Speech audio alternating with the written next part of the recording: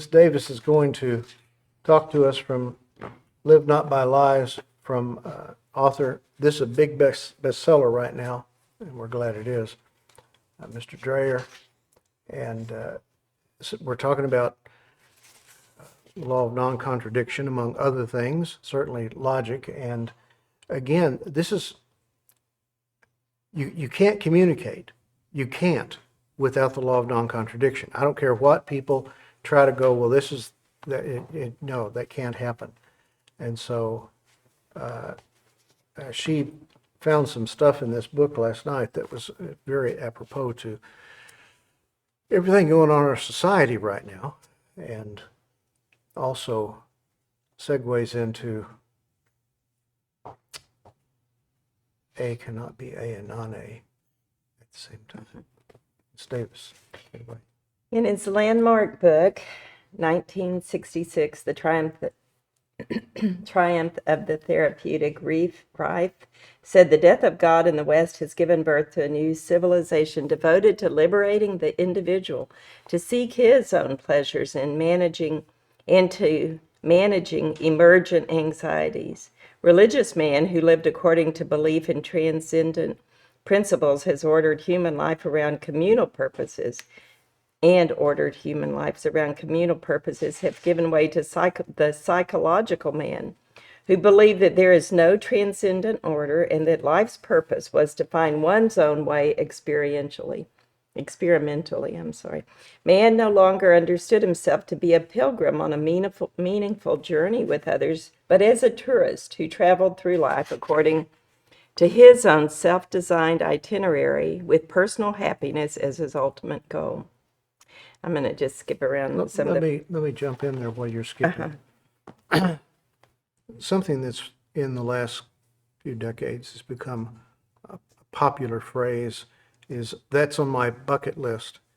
And I'm sorry, if man has no meaning, there is no eternal life. Your bucket list literally means nothing. You could have died at the first second that you breathed and or lived 150 years doing bucket list, and you would still be dead. And whatever you would have accomplished by doing your bucket list, there's no accomplishment. There's no meaning. There is no meaning in life. This is the thing. Humans are constantly going, there's got to be some purpose. Meaning, we're not in a purposeless universe. People want to believe that so that they can do anything. If that is so, we are only going to get what this book talks about, and that is complete anarchy. Maybe that's happening right now in our society and societies all around the world, as we've thrown out any belief in a higher moral authority, whatever you want to call it. We certainly call it God because we see his power. But anyway, go ahead, Miss Davis. If there is no sacred order, then the original promise of the serpent in the Garden of Eden, ye shall be as gods, is the foundational principle of the new culture. I think that has come to mind often because I've thought of the verses. It says, not everyone who says to me, Lord, Lord, will enter the kingdom of heaven, but those who do the will of my Father who is in heaven. The Lord, a couple of years ago, confronted me with that. It's seeking to do his will over our will. And that's the mind that it says that we're to have, that we no longer live for our lust, but for the will of God as a Christian. And it's just saying, basically, that's the opposite of what's happening right now. It consisted of the general belief that God exists and wants nothing more for us than to be nice and to be happy. In the therapeutic culture, which has everywhere triumphed, the great sin is to stand in the way of the freedom of others to find happiness as they wish. And again, it's just those things just stood out. This last quote, relatively few contemporary Christians are prepared to suffer for the faith because the therapeutic society that has formed them denies the purpose of suffering in the first place, and the idea of bearing pain for the sake of truth seems ridiculous. Yeah, thank you. Sure seemed longer last night. I read the whole thing. Oh, I see. I just read the highlighted parts. But it really is true. The Bible, true Christianity, I'm not talking about the church stuff. I'm not talking about the fake religion. I'm talking about real Christianity. Real Christianity is the place, I know in my life, countless others have found actual meaning. You doing your bucket list, and with your bucket that has a lot of holes in it, you've accomplished nothing. I live for my pleasure. People that live for their pleasure only, by definition, I have to run over you. I have to use you. I have to look at you as less than me. By definition, don't get that wrong. By definition, if life is about my pleasure, then I will use you as I wish. Now, it's not surprising, I don't think, honestly, that we live in a society now that psychologists and psychiatrists who treat and see such things are seeing a lot, how to put it, almost an epidemic of people that are what we would group under antisocial personality disorder. That's what they would say. Emphasis on the antisocial personality disorder. Antisocial. These people are the psychopaths, the sociopaths, and by definition, what they have is no conscience. For them to use you is the most natural thing in the world. As I've stated not that long ago, that when I was in college, which was, I can actually say that, last century, that sounds like a long time ago. Anyway, because it was a long time ago, but anyway, you might meet one psychopath. I've lost count on how many but I guess I watch for them too, just kind of knowing. But you see these people, wow, that's what's going on with that person, and why they do what they do. The chances of you meeting a psychopath or sociopath has multiplied greatly in the last few decades. And oddly enough, the psychological world is wondering, well, why? Well, Ms. Davis just read it. If I am only about my pleasure, and I'm trained that way by somebody else that's only about their pleasure, parental units that may have had the same thing and certainly have bought into the philosophy that life is only about what I do, well, we're going to have a great increase in the number of people that don't care about anybody. They have no conscience. Now, I mean this. There is no conscience. For them to kill you is no different to them, to torture you, than them taking a bite out of a sandwich. It's that much emotional. There's not an emotional understanding, empathy with anybody, and it's not that they're all killers, because they're not. The ones that I've met, I would say one was capable, but most of the others were not. They just simply manipulated everything and everybody all around them, because life is about me. Life is about what I want. Life is about me seeking pleasure. The scripture teaches that those that are saved, here's the criteria that you know, what? They literally do the opposite of what we're talking about right here. They no longer live for self. No longer live for self. what would happen to our world? I mean, we can, Christianity, those stupid Christians. What a terrible thing. What a stupid philosophy. And yet, it is Christianity that teaches, real Christianity, not the fake thing. You don't live for yourself. What would happen to our world? Quite a few years ago, the Supreme Court, there was a ruling, I say Supreme Court, it may have just been an appellate court. But it was a ruling against putting the Ten Commandments up in schools.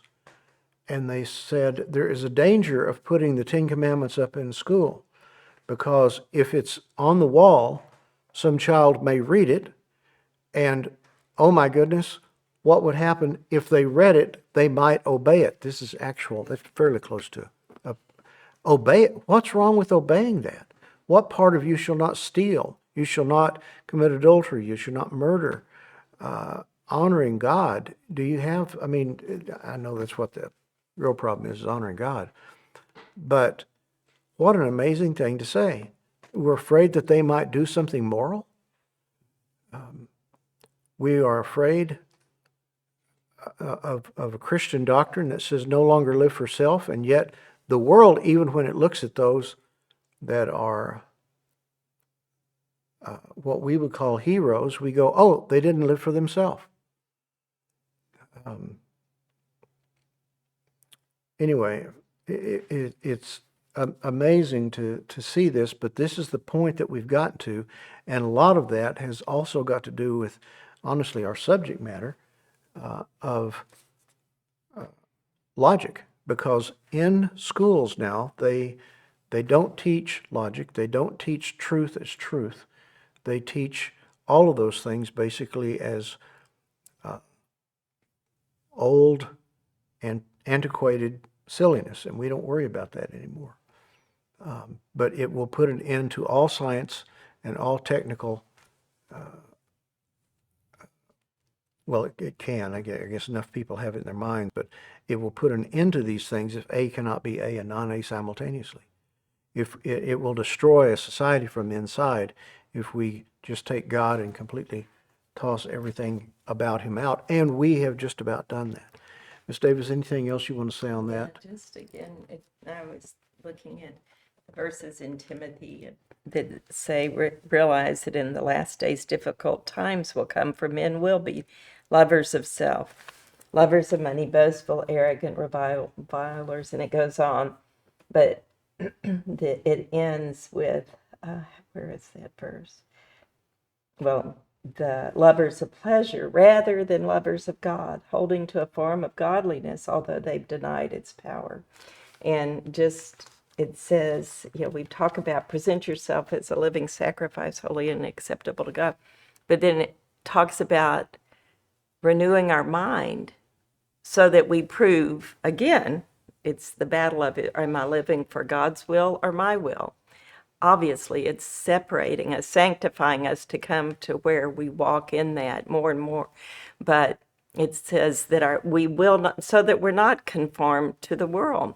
Lovers of self all around us. Everything's about love yourself. Be kind to you. We've had don't be so hard on yourself. It sounds so nice, but God, in his love for us and warning to the false shepherds, was, you're not turning my people away from their iniquities so they can be healed. That's the issue. My will, my meditations that are contrary to the will of God for me, where my rightness, my peace and joy rest in God's will, living for him. And so we're in that time, and God's just, daily confronts us all. But Paul warns about that, warns that the people, he said he wept over, that they had their mind set on this earth, the things, and that was all they lived for. They were enemies of the cross. And that's what, we're not to be enemies of the cross. We're to embrace the cross. Take up your cross daily. Die. Listen to him. Let him lead you into the death that he wants to conform us into, so that we can experience living in eternal life. And it's just, again, to me, it's so out there in our face, but in my face daily. What am I, seeking? And it talks about the two witnesses, and this is what I'll end with. The two witnesses tormented those who dwell on the earth. It taught, Jesus warned you'll be hated by men. Why? Because if we walk with the Lord and we walk in a way that's opposite of what the world system is pulling us into, and the deeper love of self, everything being about my happiness, if I walk contrary to that, it says they will malign you because you don't go in the way. Same way as of dissipation, they'll malign you, but it says, for this reason the gospel has been preached.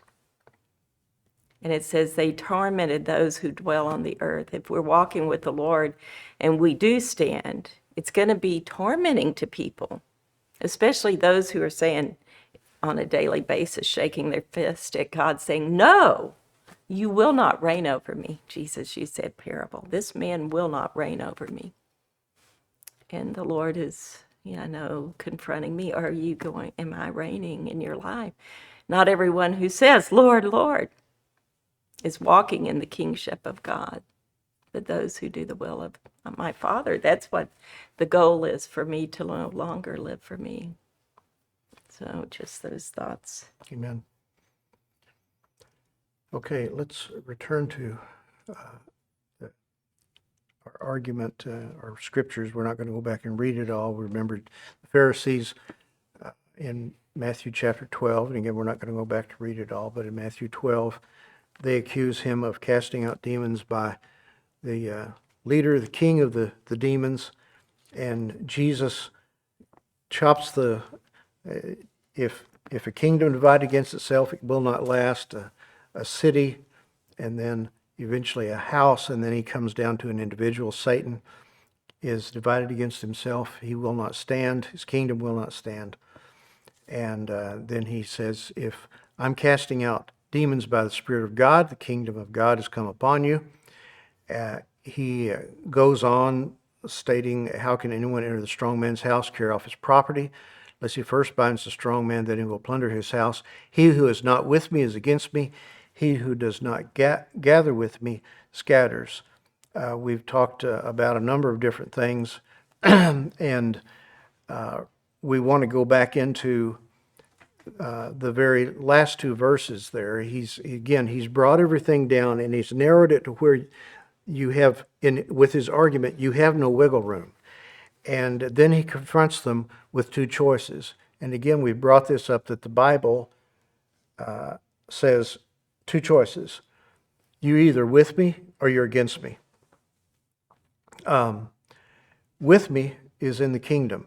Not with me is you're out of the kingdom. In fact, you're scattering. And therefore, if you're not with Christ, you're against him. And not with him scatters away from the kingdom. That's a bit of a scary thing. Now, if we look back, we've gone through Jesus's, everything here, but let's go back and take a look. And this is kind of a rhetorical question: what law of logic did the Pharisees violate? Well, since we've only talked about one, we'll go with that one.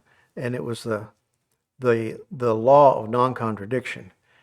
Because they tried to say that Satan's kingdom could be a kingdom for itself and against itself simultaneously. And that A could be A and non-A at the same time.